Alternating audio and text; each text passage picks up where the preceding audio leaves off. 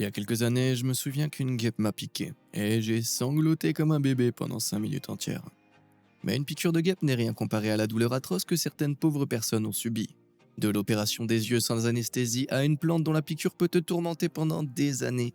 J'espère que tu ne connaîtras jamais les affections atroces que je vais te montrer. Alors serre les dents et prépare-toi, car il est temps de découvrir certaines des choses les plus douloureuses qu'un être humain puisse endurer.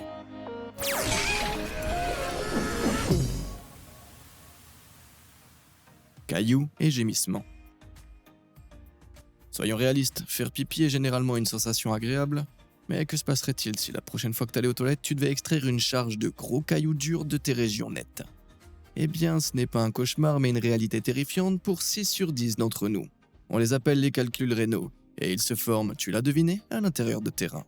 Si tu ne bois pas assez d'eau, ton urine deviendra plus foncée et plus concentrée avec les déchets de ton corps.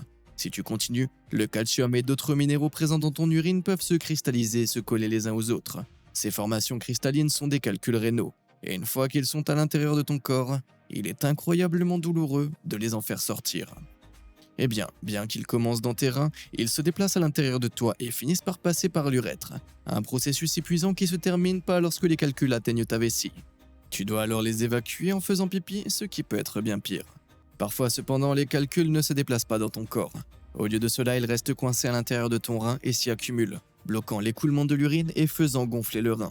Sur Reddit, une personne atteinte a décrit cette douleur comme si quelqu'un avait pris un javelot en acier, l'avait chauffé à blanc, l'avait roulé dans du verre brisé, puis l'avait enfoncé dans son dos et l'avait tordu pendant des heures, 1000 fois.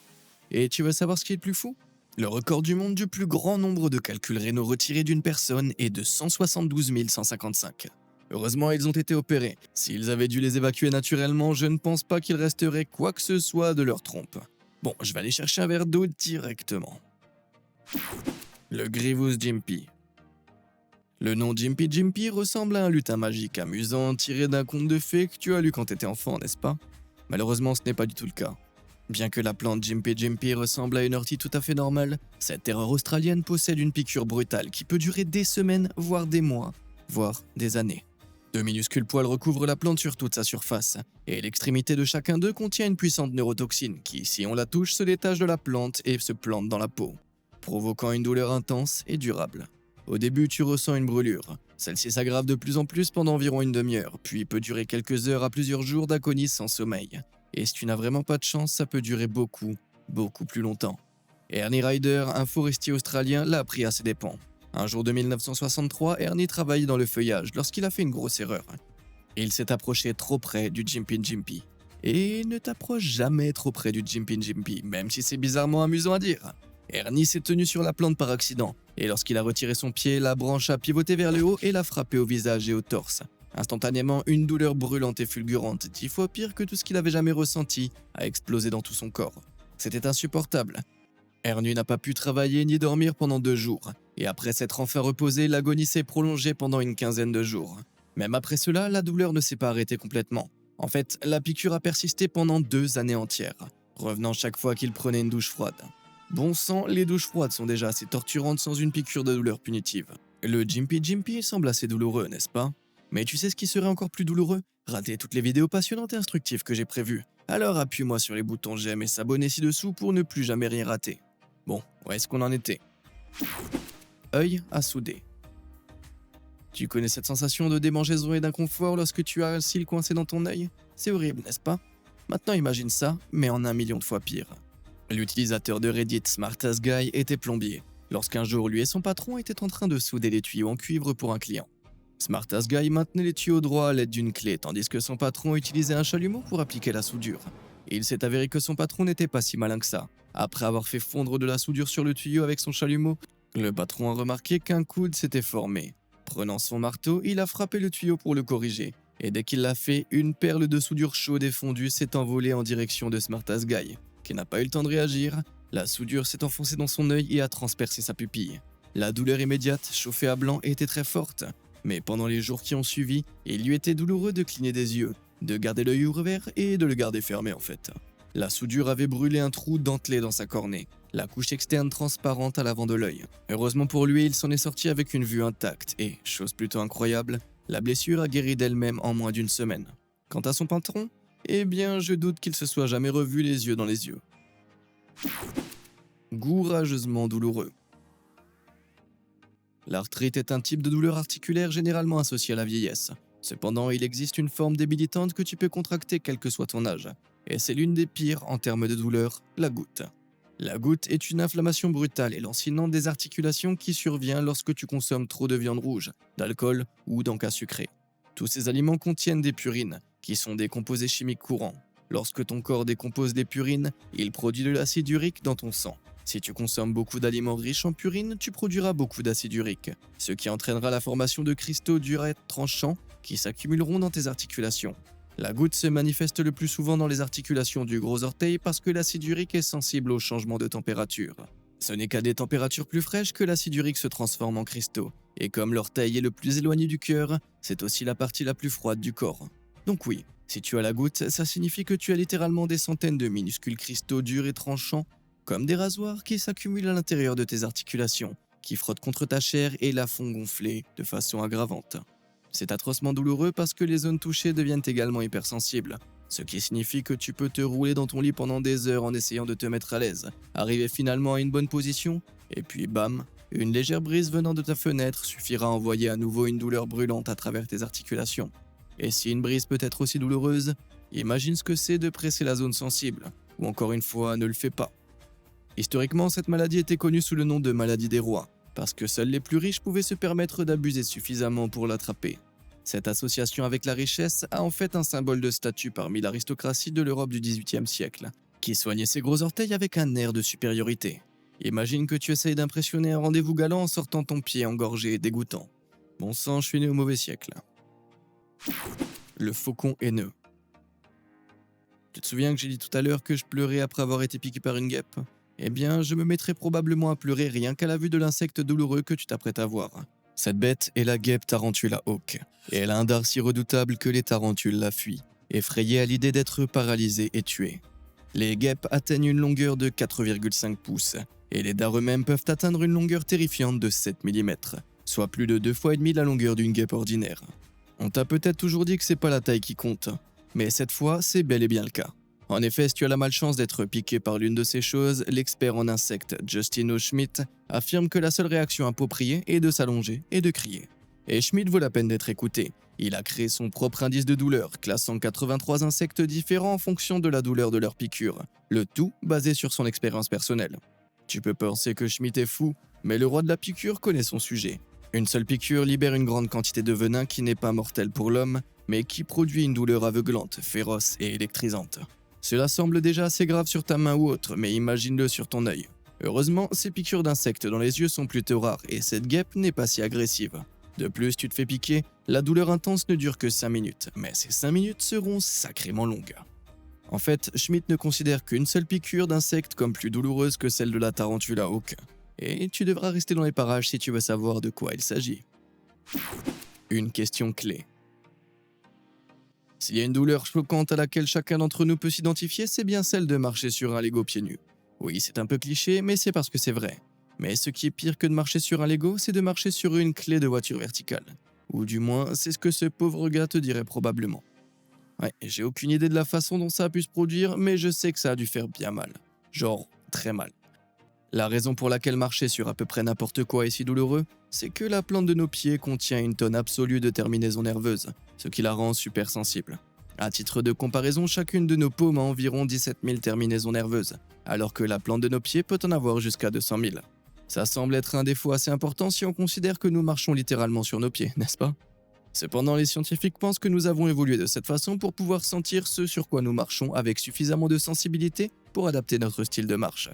Disons que tu es pieds nus et que tu dois traverser une plaque de gravier, puis une plaque d'herbe douce, tu vas marcher sur les deux de façon très différente, n'est-ce pas ?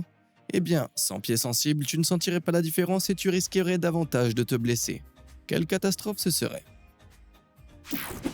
Le poisson de l'enfer. Je suis pas un grand amateur de poissons, je veux dire, je peux en manger bien sûr, mais au restaurant et c'est rarement mon premier choix. J'aimerais encore moins le poisson si on m'en enfonçait un dans le... Ouais, tu vois ce que je veux dire. D'accord, personne n'a jamais forcé les gens à manger du poisson dans leur partie intime, mais ce n'est pas nécessaire. Le kangourou le fait tout seul. Ces minuscules poissons parcourent les eaux du bassin de l'Amazone, en Amérique du Sud à la recherche de proies. Les épines situées sur le couvercle de leur branchie leur permettent de s'attacher à d'autres poissons plus gros et de se nourrir de leur sang comme de petits vampires sous-marins. Mais depuis 200 ans, des récits plus sinistres de ces poissons vampires se sont répandus à travers le monde, censés utiliser leurs épines pour se loger dans d'autres endroits. La plus récente de ces histoires remonte à 1997, lorsqu'un homme connu seulement sous le nom de FBC se trouvait au bord d'une rivière à Itacoatiara, au Brésil. L'envie de faire pipi lui est venue, il a donc sorti son spaghetti et a ajouté son propre ruisseau à la rivière. Mais soudain, une douleur atroce lui a transpercé la trompe. Quelque chose avait remonté et s'était coincé. Oui, un candirou. L'effroyable poisson s'était logé dans son urètre, les épines s'enfonçant douloureusement dans son corps et l'empêchant de le retirer. Des heures et des heures d'opération étaient la seule chose qui pouvait le faire sortir. Rien que l'idée d'une créature visqueuse et hérissée de pointes coincée là-haut me donne la nausée. Mais heureusement, cette histoire n'est probablement qu'une histoire. Bien que les candirous existent, il n'y a aucune preuve réelle que ce poisson ait jamais remonté le courant de l'urine. Seulement des légendes et des oui-dire. De toute façon, il devrait être physiquement impossible de surmonter la force du flux d'urine. Malgré tout, prendrais-tu le risque de nager dans des eaux infestées de candirous? Dis-le-moi dans les commentaires. Une fibromalgie qui ne pardonne pas. Le seul point positif des douleurs punitives que j'ai mentionnées jusqu'à maintenant est qu'elles sont toutes guérissables. Mais certaines choses ne sont pas si simples, et les personnes souffrant de fibromalgie ne le savent que trop bien. Cette maladie incurable provoque non seulement des douleurs dans tout le corps, mais elle augmente aussi ta sensibilité aux autres douleurs. Ainsi, si une douleur constante ne te semble pas assez pénible, tout ce qui est douloureux est porté à 11, ce qui signifie qu'un genou cogné peut ressembler à un os cassé. En plus d'endurer cet enfer, les personnes qui en souffrent sont fatiguées, raides et ont du mal à se concentrer ou à se souvenir de choses. Mais le pire, c'est que les scientifiques ne sont même pas sûrs de la cause de la maladie. Elle a été liée à des facteurs physiques et mentaux, de sorte que le traumatisme physique de l'accouchement est tout aussi susceptible de la provoquer qu'une rupture particulièrement difficile. On pense que les racines de la maladie se trouvent dans le système nerveux central qui traite le mal et la douleur. Mais je suis désolé de te dire qu'ils ne sont pas sûrs. Ce que nous savons, c'est que tu n'as vraiment pas envie de te faire diagnostiquer cette maladie. En voilà une pour vous, les personnes souffrant de fibromalgie. La torsion. Demande à n'importe quel homme et il se donnera beaucoup de mal pour t'expliquer à quel point se faire frapper dans les bijoux de la couronne est vraiment douloureux. En effet, la région inférieure de l'homme contient une énorme quantité de terminaisons nerveuses très denses sur une petite surface, qui ne sont protégées par aucun os, muscle ou graisse. C'est pourquoi un coup violent sur ces terminaisons nerveuses peut être douloureux à l'extrême. Cependant, il existe un sort bien pire que je vais devoir formuler avec beaucoup de précaution afin de ne pas déclencher tous les algorithmes de suppression de YouTube. On parle de torsion testiculaire lorsque le cordon qui relie la bille d'un homme et le reste de son corps se tord, coupant l'approvisionnement en sang de la bille elle-même. En plus d'une immense douleur, les personnes qui en souffrent se sentent malades, fiévreuses et étourdies. N'essaye même pas de leur parler, c'est comme s'ils étaient sur une autre planète, une planète trop pure de douleur. Ce qui est fou, c'est que tu n'as même pas besoin d'être en train de faire quelque chose d'actif pour que cela se produise. Cela peut se produire pendant ton sommeil. Mais le plus effrayant, c'est que si la torsion n'est pas dénouée par une opération chirurgicale dans les 12 heures, le manque de sang peut, tenez-vous bien, tuer complètement votre bille. C'est bien ça, la mort totale de la bille. Au point où l'un de tes deux maracas sera retiré et que l'autre vieillira seul. Syndrome sinistre. Quand tu passes des vacances au chaud, rien n'est plus relaxant que de faire un plongeon dans des eaux fraîches de l'océan. Mais tu sais ce qui pourrait vraiment gâcher ta zénitude? Si quelqu'un nageait derrière toi, sortait une perceuse électrique et commençait à te percer sans relâche le bas du dos avec. Ouais, ce serait plutôt désagréable. Malheureusement, on dit que la piqûre de la méduse Irukandji ressemble à cela. Ce groupe de minuscules méduses boîtes mesure à peine un demi-pouce, soit la même taille que l'ongle d'un pouce humain. Et elles peuvent être beaucoup plus petites. Elles sont donc pratiquement invisibles dans les eaux de l'Australie où on les trouve, ce qui est un problème car elles sont l'une des méduses les plus venimeuses au monde. Malgré leur taille minuscule, la piqûre de l'Irukandji est 100 fois plus puissante que la morsure d'un cobra. En frôlant accidentellement l'une de ces minuscules terreurs, tu auras juste l'impression d'une piqûre de moustique au début. Mais ensuite, la douleur ne cessera de croître, te donnant la nausée, un violent mal de tête et des crampes atroces à tous les muscles de ton corps. C'est ce qu'on appelle le syndrome d'Irukandji. Et avant qu'il ne se produise, il vaut mieux que tu sois sorti de l'eau et que tu aies reçu des soins médicaux. Sinon, les choses risquent de s'empirer. Certaines infirmières ont rapporté avoir traité des patients qui vomissaient toutes les minutes pendant 12 heures et qui transpiraient si abondamment qu'il fallait essorer leurs draps tous les quarts d'heure. Ces personnes étaient les plus chanceuses. Dans de rares cas, les méduses de la taille d'une bouchée ont même été connues pour tuer. Et pour couronner le tout, Tout au long de l'épreuve, la piqûre provoque un niveau d'anxiété tellement enivrant que les victimes ressentent un sentiment écrasant de malheur imminent. Et ça paraît plutôt fou. Et si c'est comme le sentiment de mort imminente que je ressens lorsque mon réveil sonne le matin, ça doit être plutôt terrible. L'endoprothèse en pierre. Nous avons déjà abordé l'agonie tourmentante des calculs rénaux. Cependant, je t'ai pas parlé de séquelles. Intéressé ? Eh bien, puisque tu l'as demandé si gentiment, comme nous l'avons vu dans les cas particulièrement graves de calculs rénaux, une intervention chirurgicale peut être nécessaire pour les retirer. Après cette opération, ton urètre, c'est-à-dire le tube qui transporte l'urine de ton rein à ta vessie, peut être un peu endommagé et ne pas fonctionner correctement. Pour que tu puisses faire pipi correctement, il y a une chose à faire. Prendre un tube en caoutchouc de 11 pouces de long et l'enfoncer dans ton petit trou à pipi tout le long du chemin qui va de ta vessie à tes reins. Quoi ? D'accord, la procédure est un peu plus délicate que ça, et le nom exact du tube est une endoprothèse urétérale. Mais la finalité reste la même, l'endoprothèse maintient ton urètre ouvert et l'empêche de se bloquer. Comme si l'enfer des calculs rénaux ne suffisait pas, tu dois maintenant marcher, parler et vivre avec un gros tube en plastique coincé à l'intérieur de toi. Sans surprise, ton corps ne le voit pas d'un bon œil. Tu peux avoir des spasmes de la vessie, ressentir constamment le besoin de faire pipi, être malade et imagine juste que c'est d'uriner. L'utilisateur de Reddit Difficult Minute écrit la douleur de l'urine comme étant si forte qu'elle te met à genoux. Mais pour réduire le risque d'infection, tu dois boire autant d'eau que possible. Ainsi, à chaque gorgée, tu sais que tu te rapproches d'une nouvelle crise de souffrance intense. Et quand vient le moment de retirer l'endoprothèse, ne t'inquiète pas, il y a une ficelle attachée à son extrémité qui sort de ton trou de pipi pendant tout ce temps où tu l'as en place. Oh, et en fait, si la ficelle se frotte à quelque chose, elle te fera ressentir une vive douleur au niveau des gonades. Après 3 mois entiers de cette torture, ton médecin prendra bien en main la ficelle et t'arrachera ce cauchemar de 11 pouces. La fourmi antagoniste. Tout à l'heure, j'ai mentionné que la tarentule se classait au 2e rang de l'indice de douleur de Justin Schmidt. Alors, quelle piqûre d'insecte est assez douloureuse pour prendre la première place ? Eh bien, il s'agit d'un insecte avec lequel t'as pas vraiment envie de te frotter, la fourmi balle de fusil. Cette fourmi monstrueuse mesure plus d'1 centimètre de long et sa piqûre est si douloureuse que de nombreuses personnes pensent qu'il s'agit de la pire douleur connue par l'homme.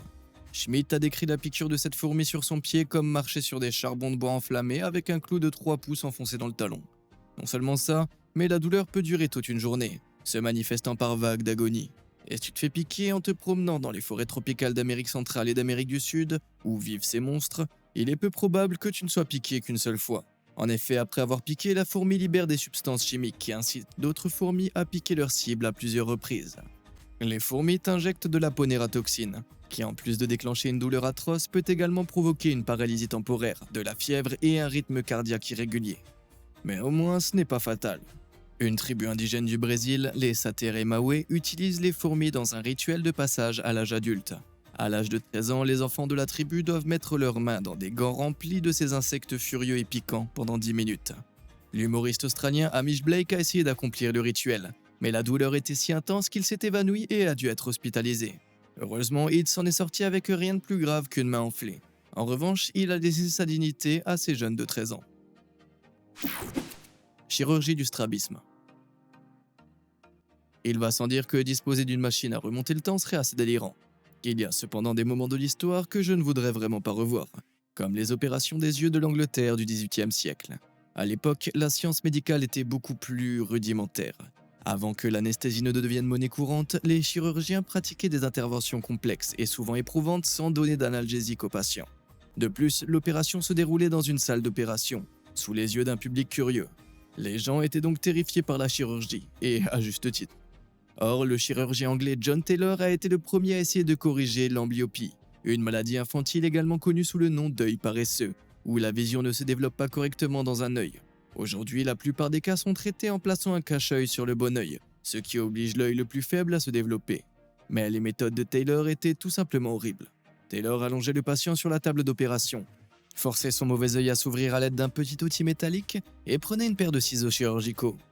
Ensuite, il ramenait les ciseaux vers l'œil paresseux du patient et les enfonçait dans le coin, pratiquant une incision profonde, tout cela alors que le patient était parfaitement conscient. Comme si le fait d'avoir une paire de ciseaux plantés directement dans votre œil n'était pas assez terrifiant ou douloureux, Taylor a ensuite fait une incision dans le mauvais œil. Ouais, il a expliqué que c'était pour couper les nerfs du muscle extraoculaire, qui est le muscle qui contrôle le mouvement du globe. Mais il s'est avéré que Taylor était un imposteur. Les coupes qu'il faisait dans les yeux de ses patients n'étaient que des tranches aléatoires, et pour cacher son travail bâclé, il rafistolait le bon œil du patient après l'opération. Sans le bon œil comme référence, l'œil paresseux semblait avoir été réparé. Ainsi, non seulement ces patients ont subi une intervention chirurgicale traumatisante et douloureuse, mais ils avaient encore un œil paresseux à la fin de l'opération. Bon, si t'as réussi à aller jusqu'au bout sans la moindre grimace, eh bien, je ne sais pas si je dois être impressionné ou inquiet. Quoi qu'il en soit, qu'est-ce qui t'a semblé le pire? Et quelle est la chose la plus douloureuse que tu aies jamais vécue? Dis-le moi dans les commentaires ci-dessous. Et comme d'habitude et jusqu'à la prochaine fois, merci de nous avoir suivis.